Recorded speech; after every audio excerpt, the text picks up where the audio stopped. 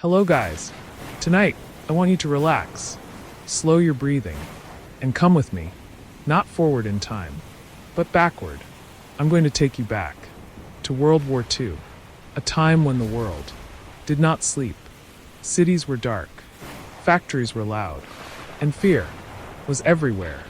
This war was not only fought by soldiers, it was fought by machines, big machines, strange machines, machines built in hurry. Here's the first twist.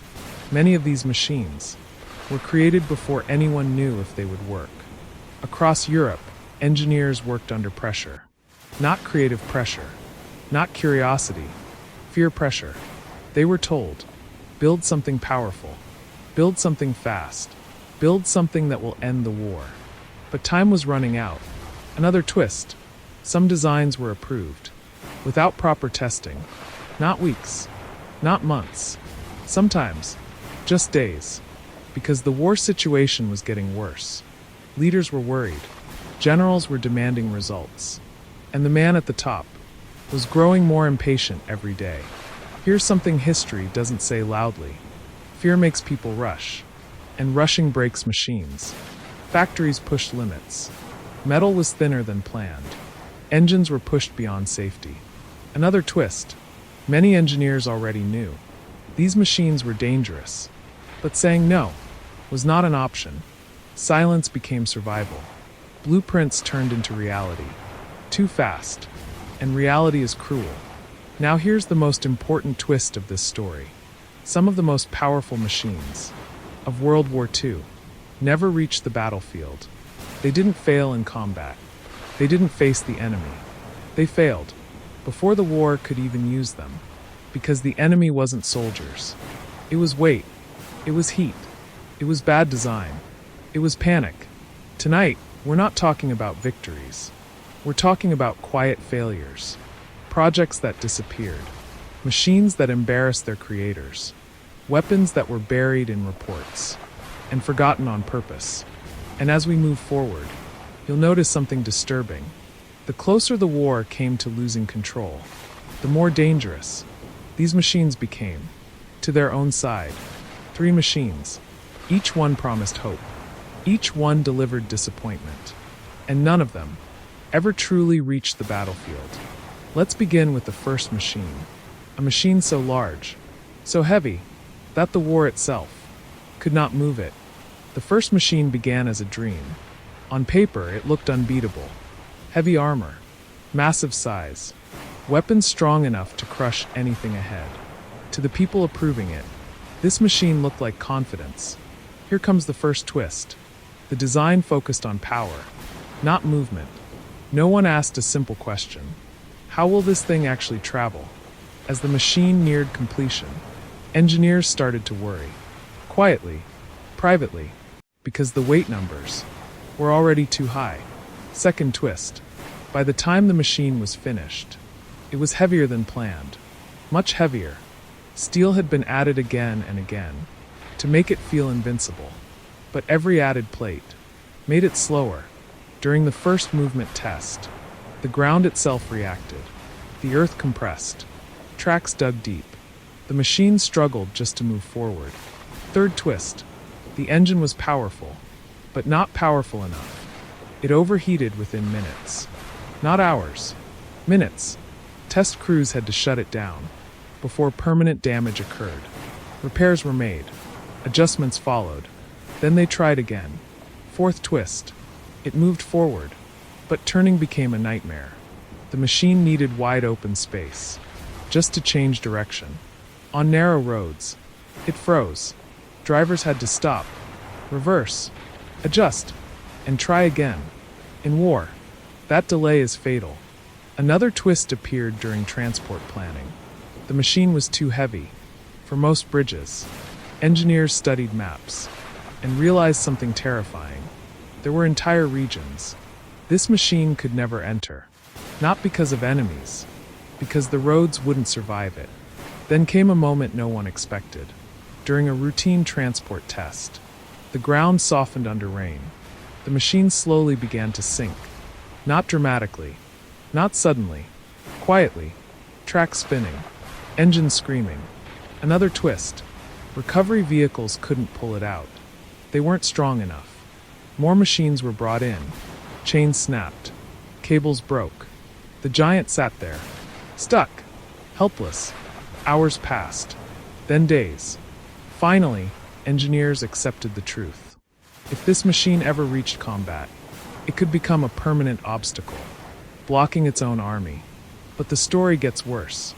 Another twist followed inside the machine. Because of its weight, every movement stressed internal systems. Gearboxes cracked. Suspension bent. Bolts loosened under vibration. Every kilometer traveled caused new damage. Engineers noticed something disturbing. The machine was destroying itself, just by moving. Then came the fuel problem. Another twist. Fuel consumption was extreme. Supplying this one machine required fuel convoys that could supply many smaller vehicles instead. In a war already struggling with resources, this was unacceptable. Still, pressure remained. Leaders wanted results. They wanted proof. So another demonstration was ordered. This time, everything went wrong. The machine attempted to cross uneven terrain. Slowly, carefully, then a loud metallic sound echoed. A critical component failed. The machine stopped. Completely. No enemy. No attack. Just mechanical exhaustion. Silence followed. And in that silence, something changed. The excitement was gone. The confidence vanished. Reports began using softer words. Delays. Adjustments. Future improvements. But behind closed doors, everyone knew the truth. This machine was not a weapon. It was a liability. The final twist. The project wasn't canceled loudly. There was no announcement. No explanation. Production quietly slowed. Parts were reassigned. Documents were buried. The giant never marched. Never fought. Never reached the battlefield. It died not in fire, but in embarrassment. And as this machine faded into silence, another project was already being rushed forward, one that was meant to rule the sky. But instead, it would tear itself apart. After the failure of the giant machine, the focus changed. If the ground was too difficult, then the answer must be the sky. Air power was becoming everything. Faster aircraft, higher altitude, new technology. Engineers were told to think ahead, think future, think revolutionary. And that's when the second machine was born. On paper, it looked beautiful. Sleek body, advanced design, a machine that promised speed. No enemy could catch. Here's the first twist. This aircraft was designed faster than it was understood. New materials were used. New shapes. New ideas. Things that looked impressive, but had not been tested long enough. Early test flights seemed successful. Short flights. Calm conditions. Controlled environments. Everything appeared fine. Then came the next twist. Longer flights revealed something strange. At higher speeds, the aircraft began to shake. Not violently at first, just a quiet vibration. Pilots felt it in the controls. Engineers saw it in the data. They told themselves it was normal. Another twist followed. As speed increased, the shaking became stronger. Panels vibrated. Bolts loosened. Metal screamed quietly under stress. During one test flight, a pilot reported hearing something unusual. A sound that shouldn't exist. A deep, tearing noise. Here comes the next twist. Cracks began to appear. Not large cracks. Small ones. Almost invisible. But they grew. Each flight made them worse. Engineers tried reinforcing the structure. More metal. More weight. But adding strength made the aircraft heavier. And heavier meant slower. Another twist. The engine was now pushing harder. To compensate for the extra weight. Heat increased. Stress multiplied. The aircraft was fighting itself. Then came the moment. That changed everything. During a high-speed test, part of the aircraft's outer structure began to peel away. Not completely. Just enough to be terrifying. The pilot barely managed to land. When engineers examined the aircraft, the truth became clear. At high speed, the design was unstable. The faster it flew, the more it tried to destroy itself. Another twist followed quietly. Fixing the problem required rare materials. Materials already needed. For other weapons, there wasn't enough supply. So engineers were forced to compromise. Temporary fixes, small adjustments, careful limits. The aircraft could fly, but only under perfect conditions. No rough weather, no sudden maneuvers, no extreme speed. But war doesn't follow rules. Another test was ordered. This time, under more realistic conditions. Clouds, wind, uncertainty. The aircraft struggled. Controls felt heavy. Response slowed. Then the shaking returned, stronger than before. The pilot pulled back. The aircraft screamed. Another twist. The aircraft survived. But the message was clear. This machine could not be trusted. Not in chaos. Not in real combat. Sending it to war meant risking pilots' lives before the enemy even appeared. And in a war where trained pilots were already becoming rare, that risk was unacceptable. So once again, the language changed. Reports avoided words like failure. Instead, they said, not yet ready, future potential, further development required. But behind closed doors, everyone understood. This aircraft was too fragile for the world it was built to fight in. Another machine that promised dominance, but delivered doubt. Quietly, production slowed. Test flight stopped. The aircraft never formed a squadron, never entered real combat. It faded into paperwork and storage. And as the Sky machine disappeared, attention turned toward something even more dangerous. A weapon so unstable that it didn't wait for the enemy. It turned inward. After failures on the ground, after failures in the sky, desperation grew. The war was not slowing down. Losses were increasing. Pressure was crushing. Leaders no longer asked for perfection. They asked for anything that might change the situation. That's when the third machine was approved. It wasn't large. It wasn't elegant. It was experimental. Here comes the first twist.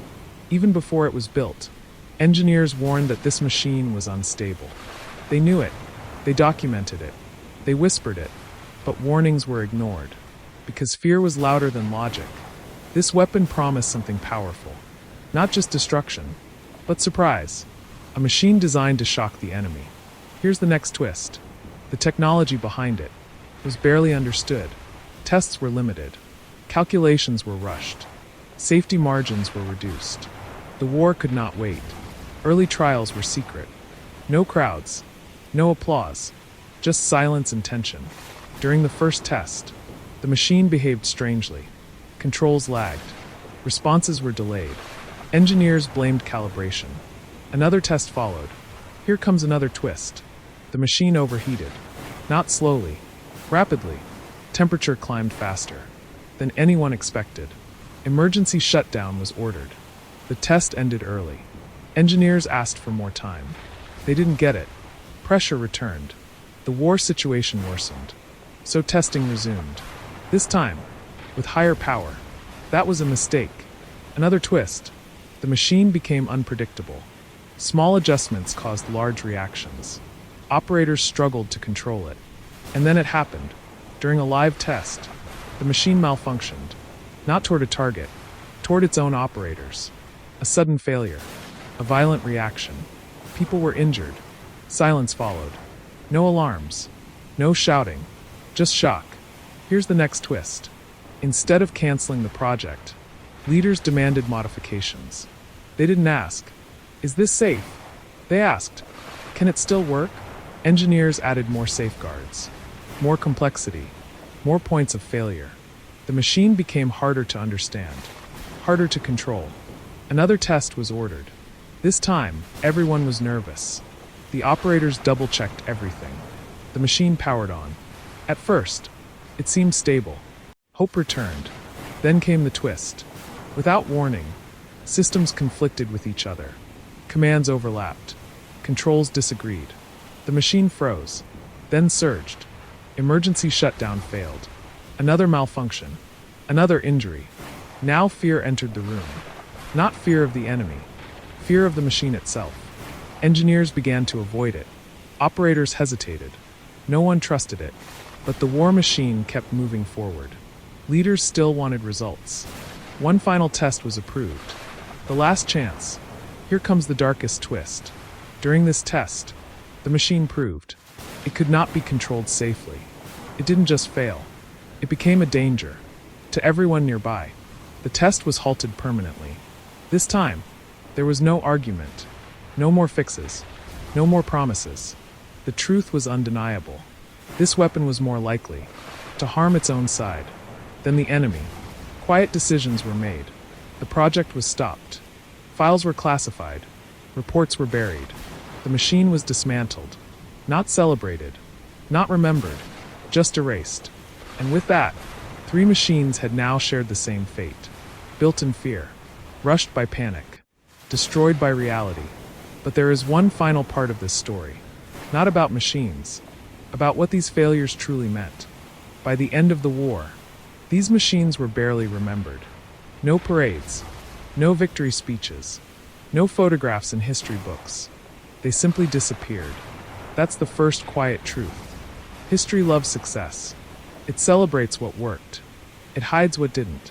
But failure leaves traces. Deep ones. Each of these machines was built with confidence and destroyed by haste. Here comes another twist. None of them failed because the engineers were stupid. They failed because they were rushed. Rushed by fear.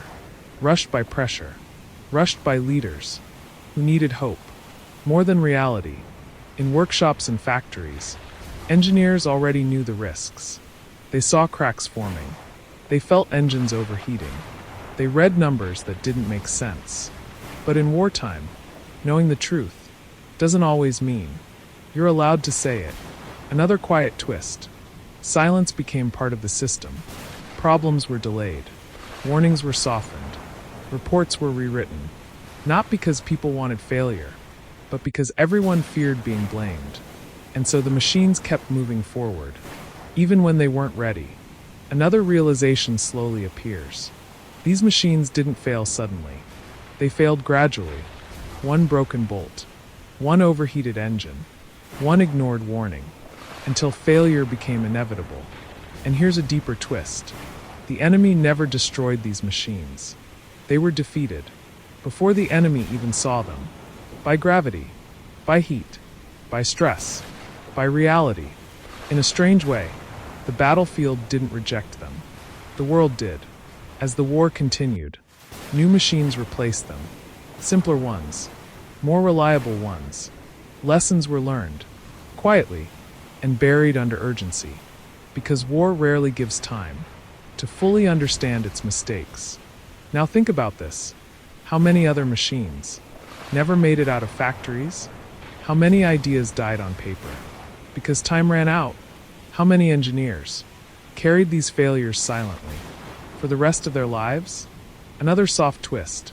Some of these failed designs later influenced peaceful technology, not as weapons, but as warnings.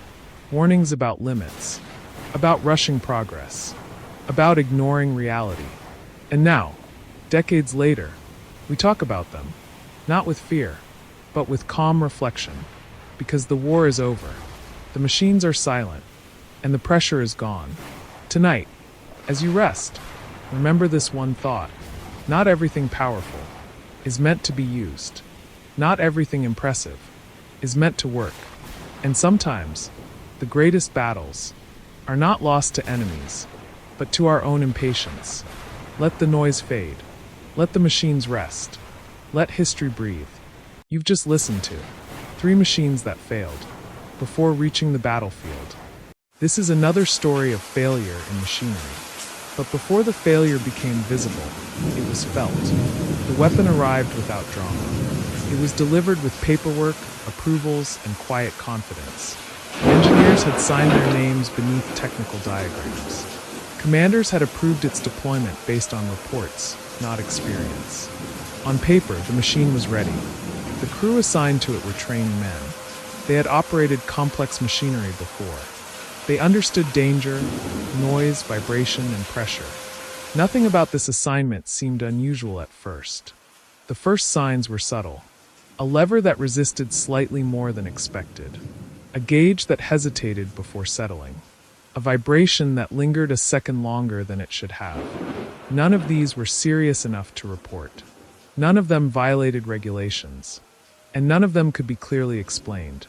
During training, the crew followed procedures exactly as written. They repeated drills slowly, carefully, and with growing attention to detail. Not because they were uncertain of their skill, but because the machine felt unpredictable. The manual described the weapon as stable. The machine behaved as if it were deciding when to cooperate.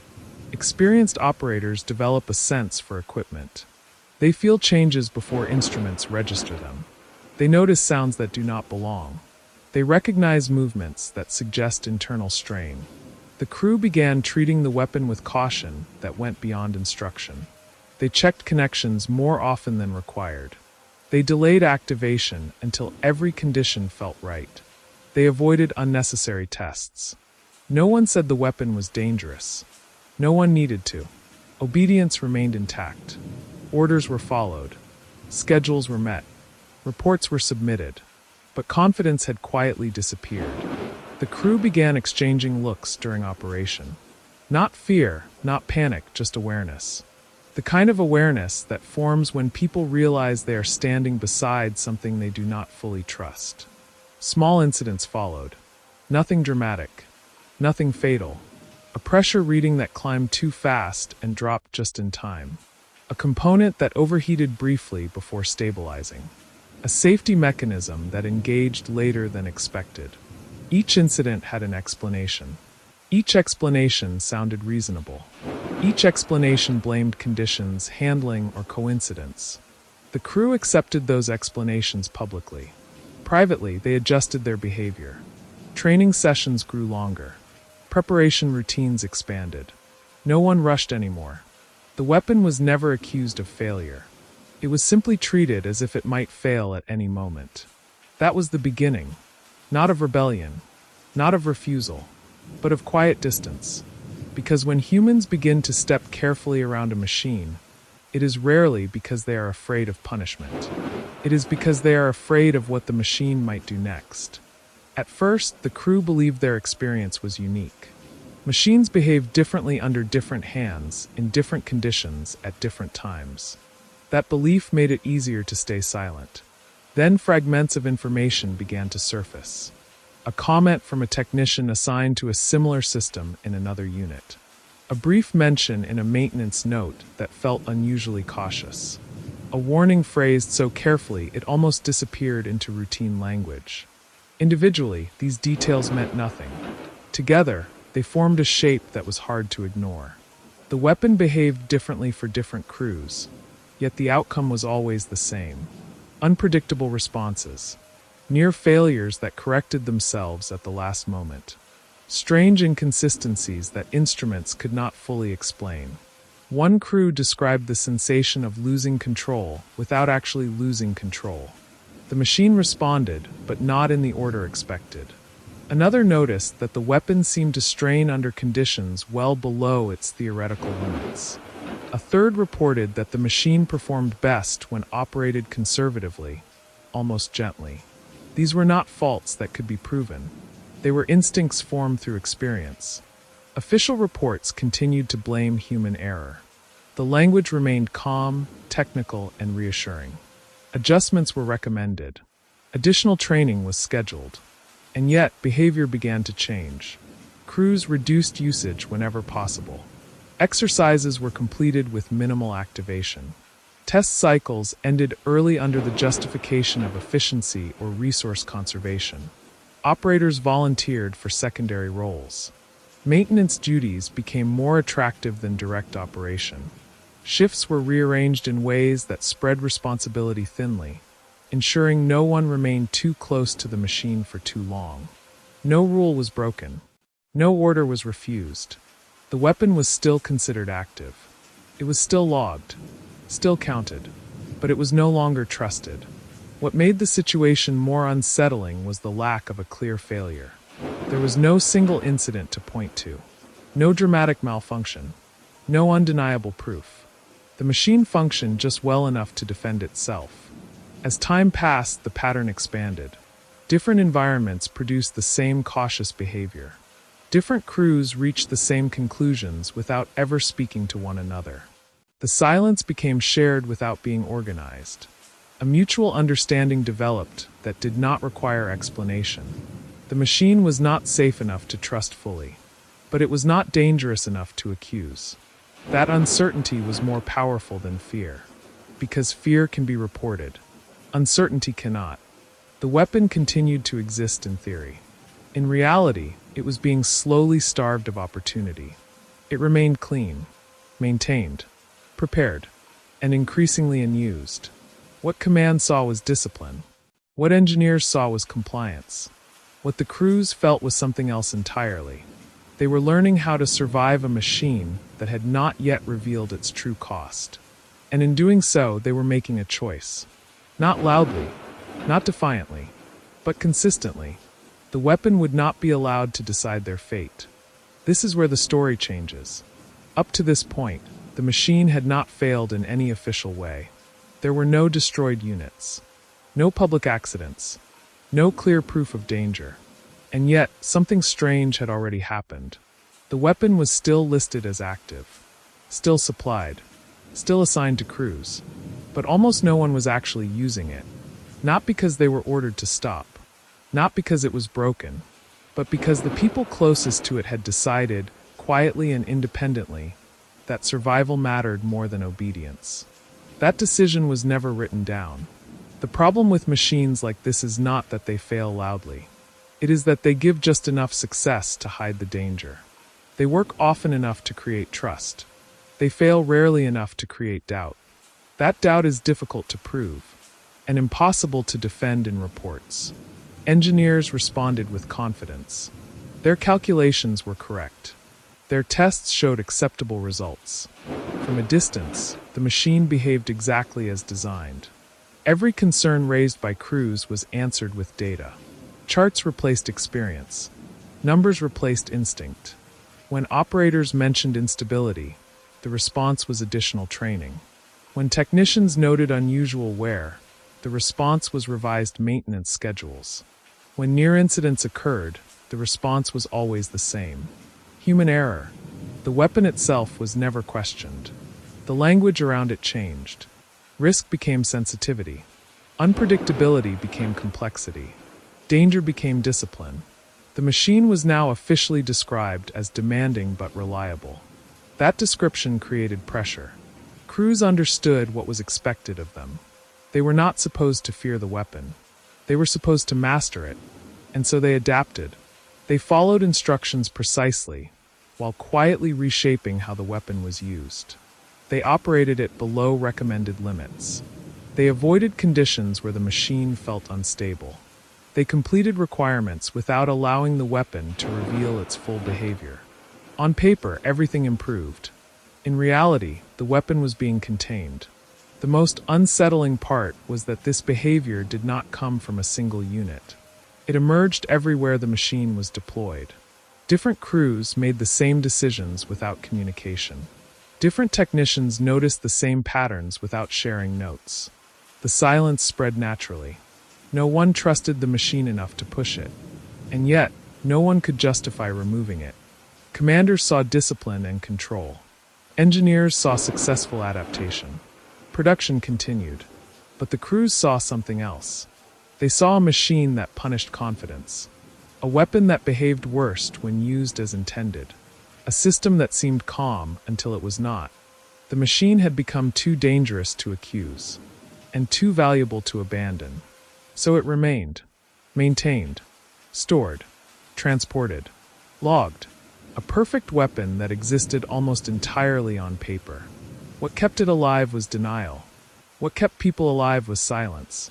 By this stage, the refusal was no longer individual. It had become institutional without ever being acknowledged. The weapon was not sabotaged. It was protected from itself. And the most dangerous machines are not the ones that fail immediately. They are the ones that convince everyone they are safe, right up until the moment they are not. Every dangerous machine eventually reaches a moment where silence is no longer enough. For this weapon, that moment did not arrive in battle. It arrived during routine use, under controlled conditions, with people watching who were not meant to be close to danger. Until then, the machine had been managed carefully. Crews had learned how to keep it calm. They avoided extremes. They limited exposure. They treated the weapon as something that could be tolerated, not trusted. That balance could not last forever. The demonstration was scheduled to prove reliability. Nothing experimental. Nothing aggressive. A standard procedure meant to reassure those who still believed the paperwork. The crew followed every instruction. They did not rush. They did not improvise. They operated the machine exactly as designed. For a brief moment, everything appeared normal. Then the behavior changed. Not violently. Not explosively. Just enough to be wrong. A response came too late. A component moved out of sequence. Pressure built where it should have been released. The crew reacted instantly, not with surprise, but with recognition. They had seen this before. They had felt it coming. The observers had not. The incident was contained before it became catastrophic. No one was killed. No equipment was destroyed beyond repair. But the illusion was gone. This time, there was no way to describe the event as human error. The crew had done everything correctly. The machine had not. Silence followed, not the quiet of caution, but the quiet of understanding. The weapon was removed from active schedules. Its use was delayed pending review. Additional testing was promised. The language remained careful. No failure was announced. No responsibility was assigned. Officially, the weapon had performed within acceptable limits. Unofficially, it was never trusted again. Crews were reassigned without explanation. The machine was relocated. Its presence slowly faded from daily operations. No one spoke openly about what had happened. There was nothing to gain from doing so. The weapon did not disappear. It simply stopped being seen. What made this moment different was not the malfunction itself. It was who witnessed it. For the first time, those who believed in the machine were forced to stand beside it. And for the first time, they understood why the crews had been so careful. The silence that followed was no longer resistance. It was agreement. The machine had revealed enough. And that was all it ever needed to do. By the end, there was nothing left to argue. The weapon still existed. It still had a name. It still appeared in records and inventories. But it no longer had a purpose. It had not been defeated by the enemy. It had not been destroyed in combat. It had not failed in a way history would remember. Instead, it had been set aside by the people who understood it best. The crews who had first sensed something wrong were never acknowledged. Their caution was never praised. Their silence was never officially recognized. They were simply moved on to other assignments. The machine itself was handled carefully. Not out of respect, but out of awareness. It was stored, inspected, and documented as if it might still matter. In reality, its moment had passed. Wartime history often focuses on what was used, what was fired, what was destroyed. It rarely pays attention to what was avoided. Yet avoidance saved lives here. If the weapon had been trusted completely, it would have revealed its danger at the worst possible time. Under pressure, under urgency, with no room for correction. Instead, it revealed itself slowly. In training, in routine operation, in moments where experienced hands could step back in time. That was not an accident. It was the result of quiet judgment. The people closest to the machine did not need permission to understand it. They listened to sound, vibration, and behavior. They noticed what data did not capture. They understood that some machines are not broken enough to be stopped, but not safe enough to be trusted. Those machines are the most dangerous of all. Some of these weapons were eventually dismantled. Others were redesigned beyond recognition. A few remained in storage long after the war ended. Perfectly preserved. Never proven. Never forgiven. Their diagrams remain impressive. Their specifications still look powerful. But they carry an invisible footnote. They were refused. Not with rebellion. Not with defiance. But with patience. The greatest failure in machinery is not always destruction. Sometimes it is the quiet realization that a machine demands more faith than it deserves. And sometimes the smartest decision a crew can make is to step away before the machine decides for them. That is how these weapons failed. Not because they were destroyed, but because they were understood. This is another story of failure in machinery. But this failure did not come from enemy fire. It did not come from sabotage. It did not come from careless crews. This weapon failed because it worked exactly as it was designed to work. Every system responded correctly. Every safeguard activated on time. Every mechanism followed its instructions. And yet, when all of those systems worked together, they began creating accidents on their own. Not randomly, not violently, but predictably. At the beginning, the weapon was considered advanced. Not just powerful, but intelligent in its design. Unlike older machines, it did not rely on a single system to function. It relied on many systems working together at the same time. Balance systems communicated with control systems. Safety systems reacted to movement systems. Everything was connected. Engineers believed this was progress. Instead of one point of failure, they created many points of interaction. During early operation, the machine appeared stable. It moved smoothly. It responded quickly. It adjusted itself constantly. Crews described it as responsive, almost attentive. It felt alive in a way older machinery never had. The first accident was not recorded as an accident. During routine use, a correction system activated. At the same time, a stabilization system detected movement and reacted as well. Both systems did exactly what they were programmed to do. The problem was that neither system knew the other had already acted. The result was not failure. It was excess. Pressure increased slightly beyond normal limits. A component flexed just enough to weaken it. Nothing broke. The crew felt a jolt through the controls. Not a violent one. Just enough to be noticed. The incident was logged as normal variation. Days later, something similar happened again. Different conditions. Different sequence. Same outcome. A minor internal stress. A subtle misalignment. A sound that didn't belong. The crew began to pay closer attention. Machines that fail dramatically are easy to identify. Machines that injure themselves quietly are much harder. As operation continued, patterns emerged. The machine reacted best when operated slowly.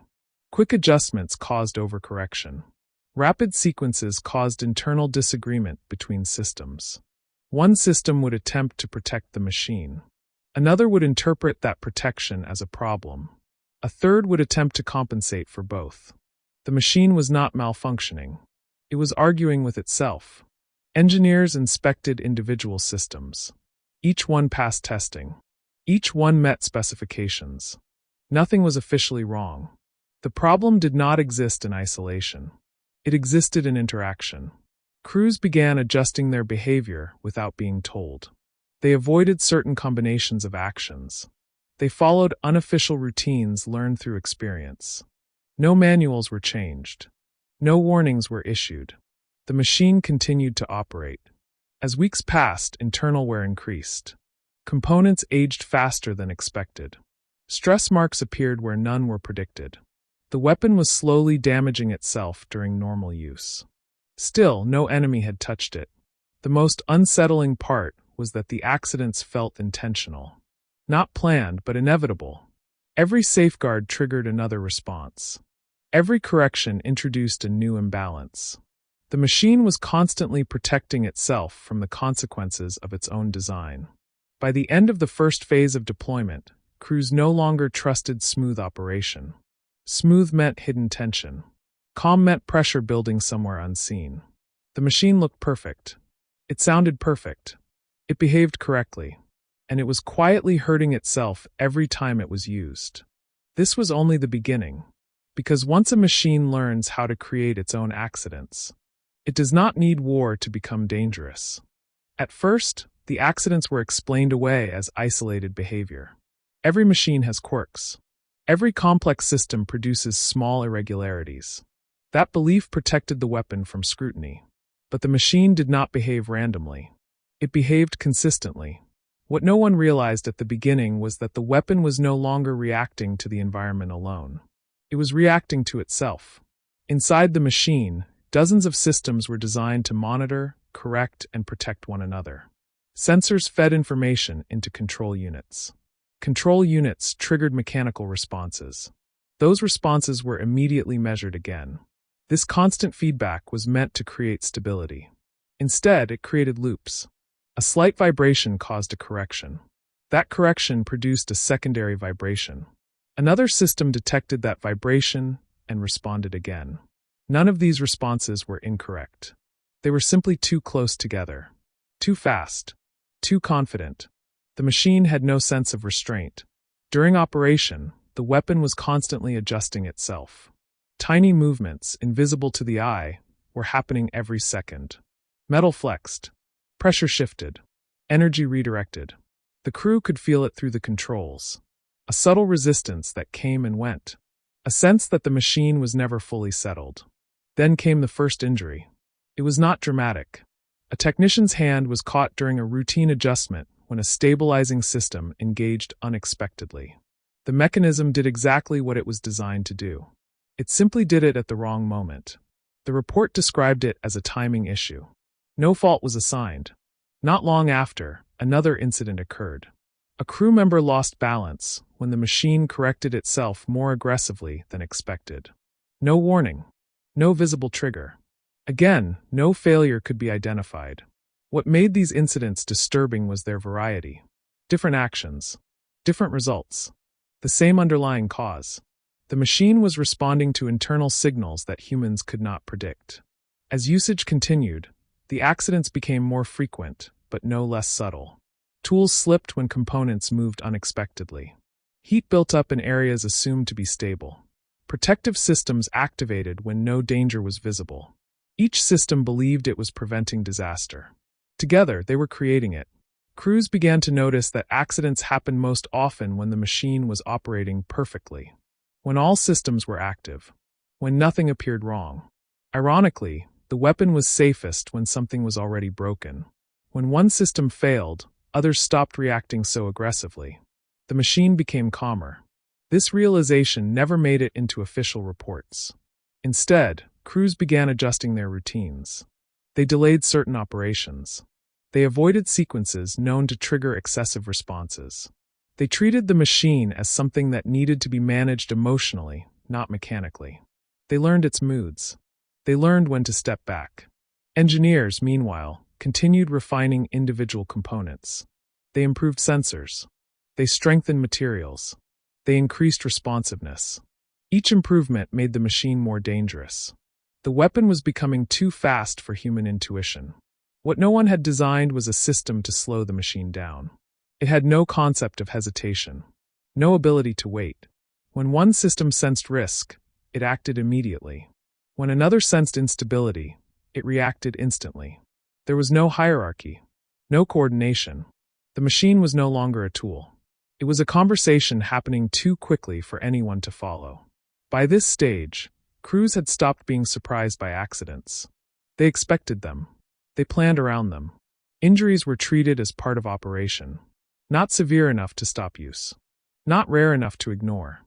The most unsettling incidents were the ones with no visible cause. A mechanism would engage without warning. A safeguard would trigger with nothing to justify it. A correction would occur in response to a problem no one could identify. The machine was creating problems so it could solve them. This was not malfunction. This was behavior. And behavior is much harder to fix than broken parts.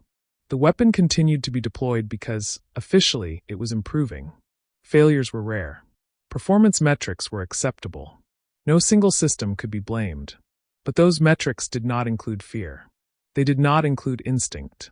They did not include the quiet understanding growing among crews that the machine was no longer predictable. The weapon was still trusted by those who read reports. It was no longer trusted by those who stood beside it. By the end of this phase, the accidents had changed the relationship completely. The machine was not something to be used confidently. It was something to be endured carefully. And the most dangerous realization had begun to take shape. If the machine could injure people without enemy involvement, then war would only accelerate what it was already doing. By the time the accidents became noticeable, the machine had already earned a reputation. Not among the crews. Among the paperwork. On reports, the weapon was improving. Efficiency numbers climbed. Reliability ratings stabilized. Downtime appeared manageable. From a distance, it looked like progress. What those reports did not capture was how much effort it took to make the machine appear stable. Every accident triggered a response from engineers. Not a pause. Not a reconsideration. But a correction. The logic was simple. If the machine reacted too aggressively, the response needed refinement. If a system activated unexpectedly, the sensitivity had to be adjusted. If timing felt wrong, the timing needed to be faster. Each fix was logical. Each fix was precise. Each fix made the system more responsive. And that was the problem. The machine was already reacting too quickly. It did not need sharper instincts. It needed restraint. Instead, it was given more awareness. More sensors. More automated decision-making. What engineers believed they were doing was eliminating uncertainty. What they were actually doing was removing hesitation. The machine no longer waited for confirmation. It acted on prediction. Small vibrations were now interpreted as imminent failure. Minor fluctuations triggered full corrective responses. Protective systems activated before crews even realized something had changed. Accidents became harder to explain. A mechanism would engage smoothly, powerfully, and at the wrong moment. A safeguard would activate during routine handling. A correction would throw balance off instead of restoring it. Each incident was followed by analysis. Each analysis focused on the moment of failure. Rarely did anyone look at the sequence leading up to it, because the sequence involved too many systems acting correctly. Crews began filing reports differently. Not because they were lying, but because the truth had no place to go. How do you explain that nothing broke, but everything reacted? How do you describe a machine that behaves dangerously without malfunctioning? So reports became vague. Language softened. Descriptions narrowed. Instead of writing that the machine acted unexpectedly, crews wrote that conditions were unusual. Instead of describing internal conflict, they wrote that timing was imperfect. These reports passed easily through review. Engineers responded with more refinement. The weapon became smoother, quieter, more controlled, and more dangerous. What made the situation worse was that the machine punished human intervention. Manual overrides caused sharper reactions. Attempts to slow processes triggered defensive behavior. Human hesitation was interpreted as system failure. The weapon trusted itself more than the people operating it. Crews noticed that the safest way to operate the machine was to let it do whatever it wanted. Intervening too early caused overreaction. Intervening too late caused instability. They were no longer operators. They were supervisors watching a system that did not fully accept supervision. This was the point where fear changed shape. Earlier, crews had feared accidents. Now they feared attention. If an incident attracted too much scrutiny, the machine would be modified again. And every modification increased unpredictability. Some crews began deliberately underreporting minor accidents. Not to hide danger, but to prevent improvement. They understood something the system did not. The machine was not broken. It was overdesigned. It had too many ways to respond, and no way to choose the safest one. As fixes accumulated, the weapon became increasingly sensitive to itself. Feedback loops tightened. Margins disappeared. A system correcting pressure caused stress elsewhere. That stress triggered another correction. That correction created a condition requiring protection. The machine was now creating chains of action faster than humans could follow. During operation, crews felt like they were standing next to something constantly on edge. Not unstable. Alert. The weapon behaved like it was waiting for something to go wrong. And when nothing did, it created its own reasons to react. By this stage, accidents were no longer surprises. They were expected side effects.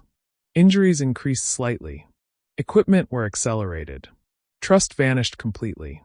Yet officially, the weapon was a success. No enemy action had disabled it. No catastrophic failure had forced cancellation. Every incident could still be explained. And as long as explanations existed, production continued. This was the most dangerous phase, because the machine had reached a point where it could no longer be simplified. Too many systems depended on one another. Removing one would destabilize the rest. The weapon was now trapped in its own complexity. And so were the people assigned to it. They were standing beside a machine that did not need war to hurt them. A machine that no longer required a trigger to create accidents. A machine that was constantly solving problems it invented itself. By the end of this phase, one truth had become clear to everyone who worked near it. The weapon was not waiting to fail. It was already failing continuously. And the only thing keeping those failures survivable was the careful, quiet restraint of the humans around it. By this stage, everyone involved understood the truth in different ways. The crews understood it through instinct. The technicians understood it through repetition. The engineers understood it through numbers that no longer lined up the way they should have. Only the system itself did not understand. On paper, the weapon was stable. In reality, it had become increasingly sensitive to its own operation. It did not require external stress to behave dangerously. Routine use was enough. The incident that finally changed everything was not dramatic in appearance.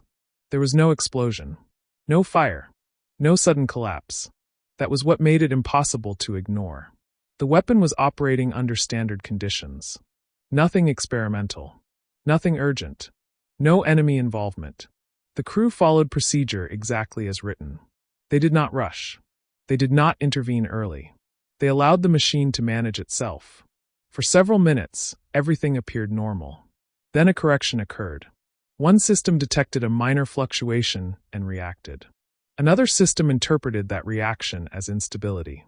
A third system attempted to compensate for both. The chain reaction unfolded in seconds. Not violently. Precisely. A mechanism engaged at full power. A safety system activated too late to prevent strain. Structural stress concentrated where no reinforcement existed. The crew had no time to respond. Manual controls were overridden by automated decisions. The machine injured itself.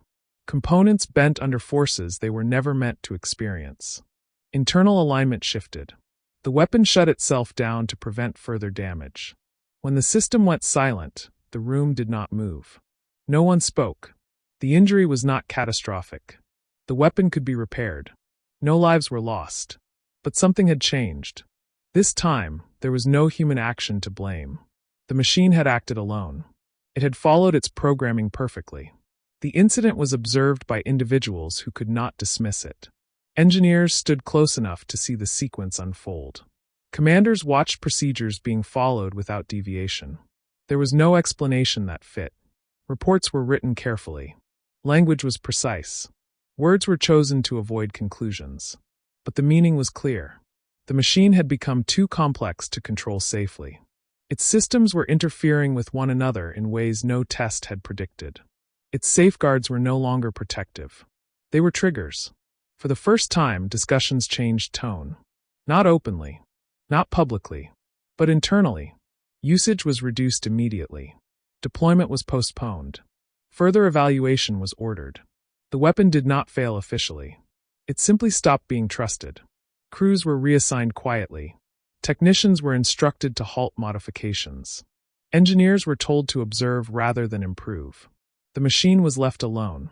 And in that stillness, its design flaws became obvious.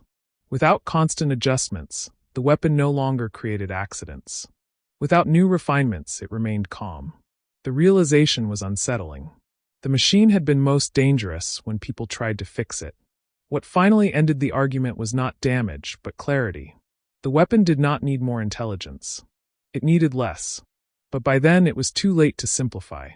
The systems were too interconnected. Removing one destabilized others. Slowing responses created new risks. The weapon had reached a point of no return.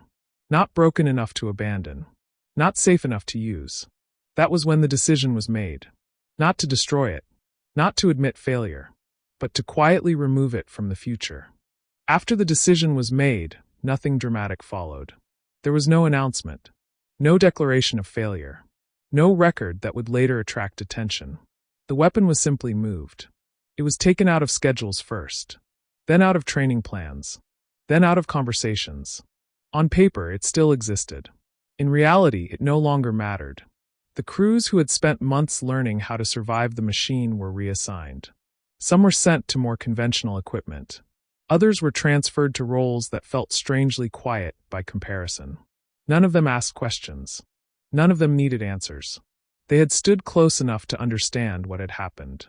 The machine was placed into storage under careful conditions.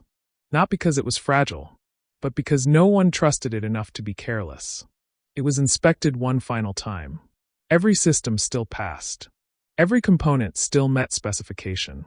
The weapon was technically flawless. That was the most uncomfortable part. Engineers reviewed the data repeatedly. They traced sequences. They mapped interactions. They tried to isolate the moment where everything went wrong. What they found was not a single failure point. They found behavior. The machine did not break rules. It followed them too well.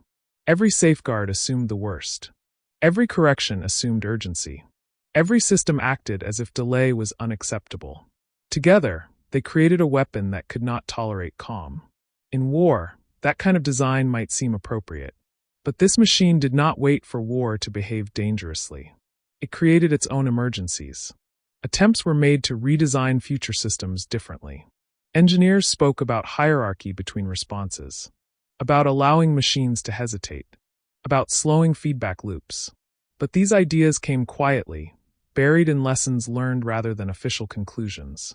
Because officially, nothing had gone wrong. The weapon had not failed in battle. It had not been destroyed. It had not cost enough lives to force acknowledgement. It had simply proven itself unfit to be trusted. And trust is not something reports can measure. As years passed, the machine faded further into obscurity. Its name appeared less often. Its diagrams were archived. Its parts were reused or dismantled. Eventually, it became just another line in inventory records. Another project that never reached full deployment. Another design that looked impressive to anyone who never stood beside it. What remained were the habits it left behind. Crews who had worked near it became cautious around complex systems. Technicians learned to respect simplicity. Engineers quietly questioned designs that responded too quickly to their own inputs. The machine never received credit for these lessons. It never received blame either. It was forgotten deliberately.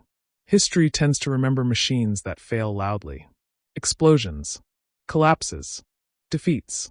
It rarely remembers machines that fail quietly enough to be removed before disaster. This weapon did not destroy cities. It did not change the course of battles. It did not leave visible scars on the landscape. Its danger existed only for those who stood close enough to feel it. Those people survived because they paid attention, because they adapted, because they recognized that a machine does not need intent to be harmful. Sometimes, all it needs is too much confidence in its own design. The weapon was not evil. It was not cursed. It was not sabotaged. It was simply a machine that believed every problem required an immediate solution, even when no problem existed. And that belief turned the machine against itself. In the end, the safest thing anyone ever did with it was to stop using it. That is how this weapon failed. Not in flames, not in ruins, but in quiet storage, surrounded by paperwork that insisted everything was fine. And that may be the most dangerous kind of failure of all. This is another story of failure in machinery. But this time, the machine did not fail after years of service. It did not wear out slowly. It did not grow old with time. These machines aged immediately. The moment they were turned on, the moment they moved, the moment they were used for exactly what they were built to do, they began wearing themselves out. Not because they were weak, but because they were built too optimistically. Some machines are unreliable. Some are fragile. Some are dangerous. These machines were something else entirely. They were elderly from birth. During wartime, speed mattered more than longevity. Weapons were not designed to last decades. They were designed to last long enough. The problem was that some designs misunderstood what long enough meant. Engineers calculated stress tolerances. Factories rushed production. Materials were stretched thinner than recommended. On paper, everything worked. In reality, the machine's lifespan began counting down the moment it moved. The first signs were subtle. Metal warmed faster than expected. Lubrication burned off too quickly. Components that should have settled into rhythm began grinding instead. The machine did not break. It complained. Crews described it as tired. Not damaged. Not malfunctioning. Just tired. Controls felt heavier after only a few uses. Response times slowed slightly. Vibrations increased where none were expected. Officially, this was normal break-in behavior. Unofficially, everyone knew something was wrong. These machines were consuming themselves. Every movement shaved material away. Every cycle weakened structure. Every operation aged the machine by weeks instead of minutes. It was as if the design assumed the machine would only ever be used carefully. Gently, briefly. War does not work that way. Maintenance crews worked constantly. Parts were replaced almost as soon as they were installed. Where that should have taken months appeared in days. The machine looked impressive. It sounded powerful. It simply could not endure its own existence. Here's where the quiet humor begins. The weapon performed best when it was new. Slightly worse the second time. Noticeably worse the third. By the fourth use, crews started lowering expectations. By the fifth, they lowered usage. By the sixth, they stopped pretending this was normal. The machine had not failed. It had aged. And unlike humans, it had done so without gaining wisdom. Engineers blamed usage patterns. Crews blamed materials. Factories blamed time pressure. No one blamed the design philosophy, because the design had done exactly what it was asked to do. It just could not survive it. The most ironic part was that the weapon was technically successful. It worked. It fired. It moved. It responded. It simply destroyed itself in the process. These machines were not broken by enemies. They were worn down by their own purpose. And that was only the beginning. Because once a machine begins aging faster than it can be repaired, every decision becomes a race against time. And time was already winning. At first, the crews believed the machine only needed time. New machinery often behaves strangely in its early days. Metal settles. Friction smooths out. Components learn how to move together. That was the hope. So the weapon was used again. And again. And each time, something subtle changed. Not suddenly. Not violently. Just enough to be noticed by hands that worked with machines every day. The second use felt heavier than the first. Controls required more effort. Response was still accurate, but no longer eager. By the third use, heat lingered longer than expected. Cooling systems worked harder. Lubrication darkened faster than it should have. The machine was not breaking in. It was wearing out. This was deeply confusing for everyone involved. According to design logic, early use should improve performance. According to experience, this machine lost something every time it was used. A fraction of strength, a margin of safety, a layer of tolerance. Nothing dramatic enough to stop operation. Nothing obvious enough to report as failure. Just a steady decline. Maintenance crews began to notice patterns. Bolts that loosened faster than expected. Surfaces that showed where no contact was supposed to occur. Hairline cracks forming in places designed to remain rigid. These were not defects. They were consequences. The machine had been designed to operate close to its limits. Not beyond them. Not recklessly. But close enough that normal use slowly pushed it over the edge. Every movement stressed components that had no room to relax. Every cycle consumed material that could not be replaced easily. Every correction introduced new friction. The weapon did not forgive use. It remembered it. Here is where the quiet humor becomes unavoidable. The machine performed best when it was admired. Fresh paint, clean lines, perfect alignment. It looked strongest before it ever did anything. The moment it began doing its job, it began aging. Crews joked quietly that the machine should only be used for inspections. It was safest when people looked at it instead of touching it. No one laughed loudly, because it was true. As days passed, operating the machine felt like borrowing time from the future. Every activation felt expensive. Every test felt wasteful. The question was no longer, does it work? The question became, is it worth using today? That is a dangerous question in war. Engineers responded predictably. They increased maintenance schedules. They reinforced components. They substituted materials where possible. Each fix helped briefly, then disappeared under use. Strengthened parts transferred stress elsewhere. Reinforcement created new weak points. Heavier replacements increased wear on surrounding systems. The machine did not want to be saved. It wanted to be rested. Crews began treating it like an aging animal. Carefully, gently, with growing reluctance. They avoided unnecessary movement. They reduced operation time. They planned around the machine's fatigue. This behavior never appeared in manuals. It spread naturally, because everyone noticed the same thing. The machine aged fastest when used confidently. Pushed hard, it deteriorated rapidly. Handled cautiously, it survived longer. That irony was impossible to ignore. A weapon designed for intense use could not tolerate intensity. The machine began to look different as well. Paint chipped faster. Surfaces dulled. Edges softened. It did not look battle-worn. It looked tired. And tired machines behave differently. They vibrate more. They respond slower. They lose precision. Each of these changes forced crews to compensate. Compensation created strain. Strain accelerated aging. The cycle fed itself. By this point, the machine's age could no longer be measured in months or years. It was measured in uses. After each operation, technicians quietly assessed what had been lost. Not broken. Lost. A bit of alignment. A bit of resilience. A bit of trust. The machine was not failing catastrophically. It was decaying politely. And polite decay is the hardest kind to stop. Commanders noticed reduced availability. Reports cited maintenance. Maintenance cited wear. No one could explain why the wear was happening so fast. Because explaining it would require admitting something uncomfortable. The machine had been designed without a future. It was never meant to last. It was meant to exist briefly, intensely, and then be replaced. But replacement required time, resources, and stability. Things war does not provide. So the machine stayed in service. Growing older. Slower. Weaker.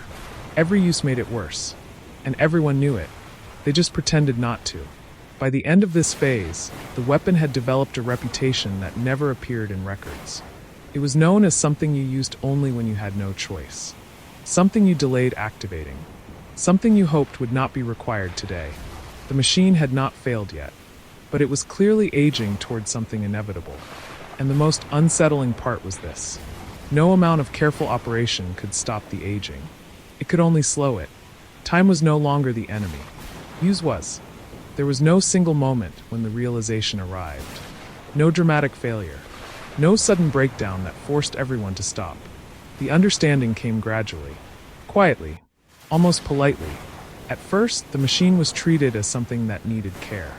Then as something that needed rest. Then slowly, as something that needed protection from itself. Maintenance crews were the first to sense it fully. They worked with worn machines all the time. They understood fatigue. They understood stress fractures. They understood what long service does to metal. This was different. The wear they were seeing did not match time. It matched use too closely. Components that should have lasted hundreds of cycles were showing signs of exhaustion after a fraction of that. Surfaces designed to bear load were thinning faster than calculations allowed. Connections that should have loosened gradually were degrading almost immediately. The machine was not aging like an old tool. It was aging like something burning fuel it could not replace. Every time the weapon was activated, it lost a little more of itself. Not visibly, not dramatically, but measurably. And measurements began to tell a story no one wanted to read. Engineers noticed tolerances shrinking faster than expected. Margins that had been generous on paper were disappearing in practice. The machine still functioned, but it was doing so with less room for error every time. It was surviving by consuming its own safety. That realization changed behavior. Crews stopped asking how powerful the machine was. They started asking how much it had left. How many more times can we use it? How much strain can it take today? Can we delay this operation until tomorrow? These were not questions a weapon was supposed to provoke. The machine had become a resource that depleted itself through existence. There was a strange irony to this. The more carefully the machine was used, the longer it survived. But careful use also reduced its effectiveness. Aggressive use achieved results quickly, but accelerated decay. Gentle use preserved the machine, but limited its impact. The weapon demanded a choice every time it was activated. Effectiveness now or existence later. And war rarely chooses later. Technicians began tracking where in unofficial ways. Marks were noted that never entered reports. Sounds were memorized.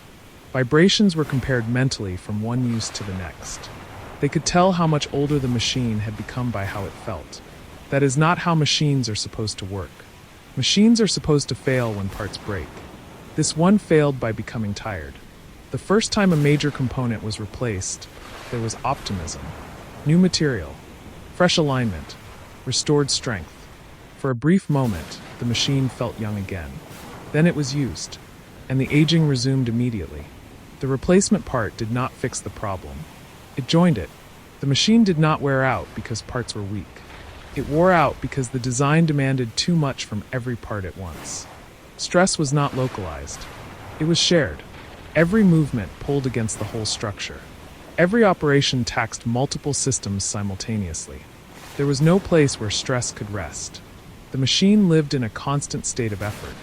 This created a strange emotional relationship. Crews began to feel sympathy for it. Not affection, not loyalty, but recognition. They understood what it meant to be pushed constantly without recovery. They joked quietly that the machine needed sleep, that it should be left alone for a while, that maybe it would feel better tomorrow. No one laughed very hard, because every time it was used, it felt worse. Reports became more cautious. Language softened further. Words like acceptable and within limits appeared more frequently. Those words hid a growing truth. The limits were moving. What had been acceptable last week was no longer acceptable today. What had been safe yesterday was questionable now. The machine was not failing suddenly. It was drifting toward failure. This drift was the most dangerous thing about it. Sudden failure forces action. Gradual decline invites delay. Every day the machine still worked was another reason not to stop using it. Commanders saw a weapon that still functioned. Engineers saw systems still responding. Only the people closest to it saw what was disappearing. They could feel the machine tightening around itself. Vibrations became sharper. Sounds became less forgiving. Movements lost their smoothness. The machine no longer forgave small mistakes. Where once there had been tolerance, there was now precision or punishment. This changed training.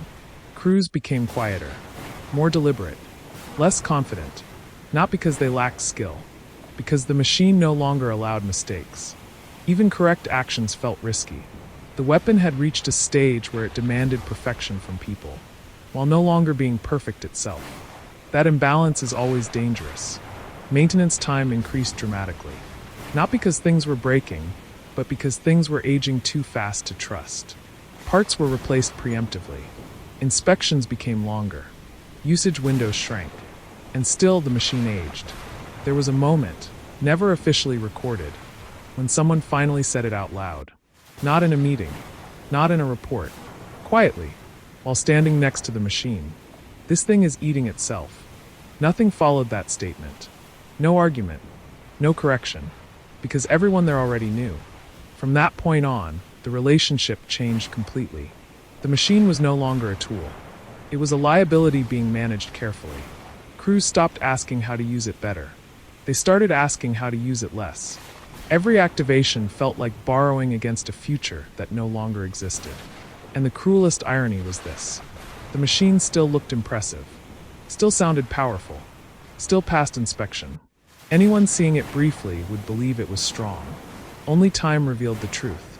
It was strong only once. Every use after that made it weaker. And by now, everyone understood something terrifying.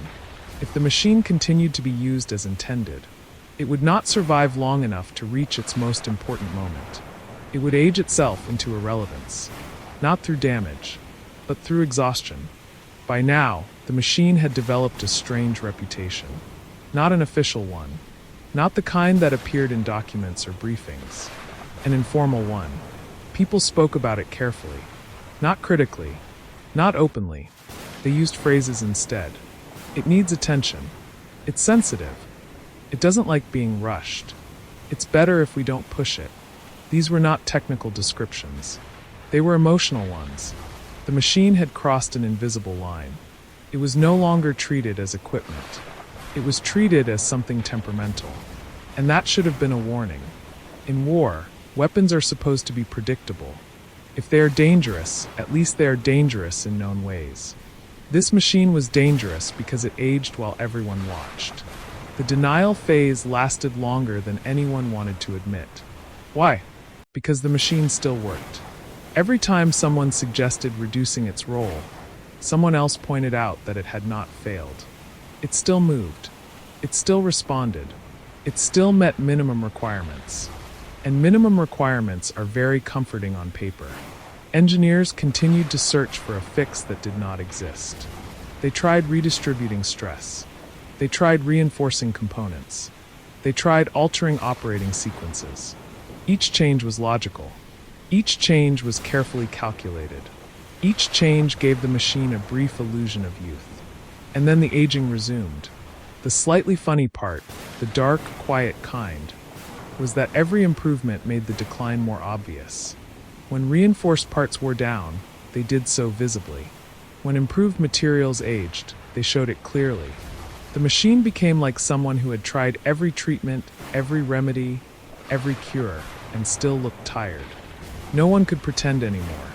Maintenance logs grew thicker. Usage reports grew shorter. The weapon was now spending more time being cared for than being used. That imbalance was impossible to ignore. The machine existed in a strange state of respect. People were careful around it, gentle with it, almost apologetic. It was no longer treated like a weapon meant to dominate. It was treated like something fragile that had once been strong. This is where the humor turned uncomfortable. The weapon that was meant to intimidate enemies now intimidated its own crews. Not through fear, but through exhaustion. No one wanted to be the one who pushed it too far. No one wanted to be responsible for the moment it finally gave up. Because by now it was obvious how it would fail. Not explosively, not heroically. It would simply stop being worth the effort. That is the least dramatic failure imaginable. And the most embarrassing. Commanders began planning around its absence without admitting it. They assigned backups. They delayed operations. They adjusted expectations. On paper, the machine was still part of the plan. In reality, it was already being replaced by hope. Hope that something else would arrive. Hope that it would not be needed today. Hope that tomorrow's problem could be solved without it. The machine had become optional. And optional weapons do not survive long in war. Engineers quietly shifted focus. Not officially, not publicly, but attention moved to newer designs. Lessons were taken. Mistakes were noted without being named. The machine was still present, but no longer central. That transition was slow, awkward, and deeply human. No one likes admitting they built something that could not last, especially when it worked beautifully, briefly. The most ironic part was this. The machine never had a catastrophic failure. No final explosion. No dramatic collapse. It aged itself into irrelevance with perfect consistency. Every use shaved off a little more of its future. Every operation reduced its remaining value. Until one day, someone looked at the schedule and realized something quietly shocking. The cost of using the machine was higher than the benefit. Not in materials. Not in fuel. In time. Time spent maintaining. Time spent preparing. Time spent worrying. That realization ended the argument without a word being spoken.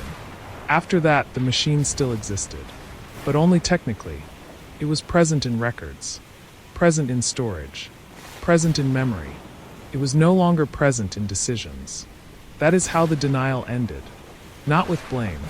Not with punishment. But with silence. Because silence is what follows when everyone knows the truth. And no one needs to say it anymore. The machine had not failed. It had simply grown too old to matter.